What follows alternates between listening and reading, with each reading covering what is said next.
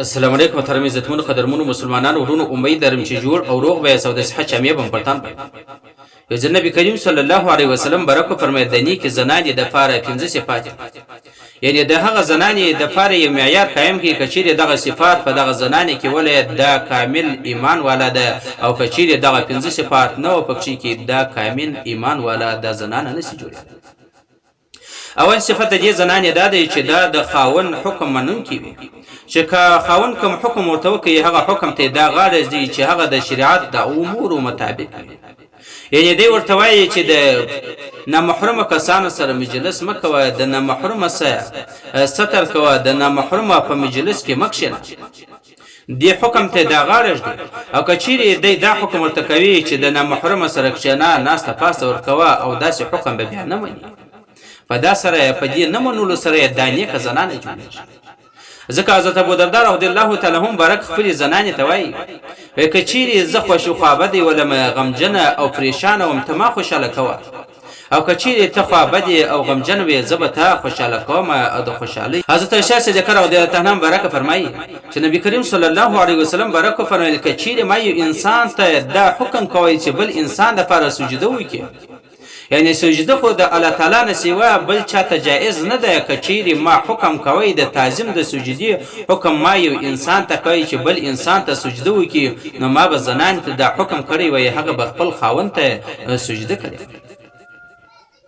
دویم صفت دا دی چې کله خاوند ورته وګوري خاوند په کتو سره خاوند ورته وګوري د خپل زنانې ته د هغه په کتو سره دی خوشاله شي یعنی د وخت مطابق دې ځان جوړ کړي روغن او سنگار یې کړي دا سینه چې دې نوکان غټ کړي دا ناروا دی په دې باندې نالت دی او بیاشتانې کښنی کړي پر دې باندې د الله رسول نالت ویل دي بد نوکان غټ نه کی او بیاشتان د نارینو په شان کاټ نه کی او لباس د نارینو په شان باندې جوړ نه کی پر دغه زنانو باندې د الله او د رسول نالت. او دریم صفت دا دی د نیک زنانې کچيري او خاوند قسم واخی دا قسم د زنانې پورې تعلق لري زنانې فرکی او د حنیس نو ګرځي نو دغه نیک زنانه ده.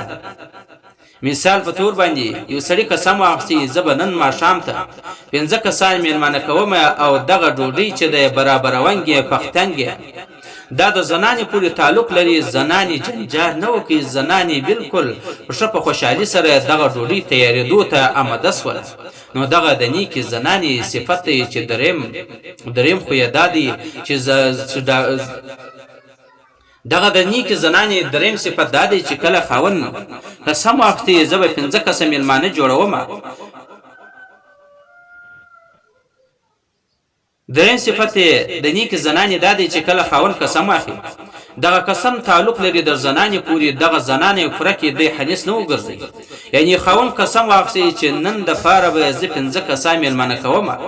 ځکه دغه ډوډۍ پختیا سالم برابر ونګ دا ټول د زنانې پوری تعلق لري زنانې دغه سره هیڅ جنجال نه وکي بالکل هغه ته آماده سوله دا د نیک زنانې صفت کچيري جنجال کوي او غوغا کوله دا بیا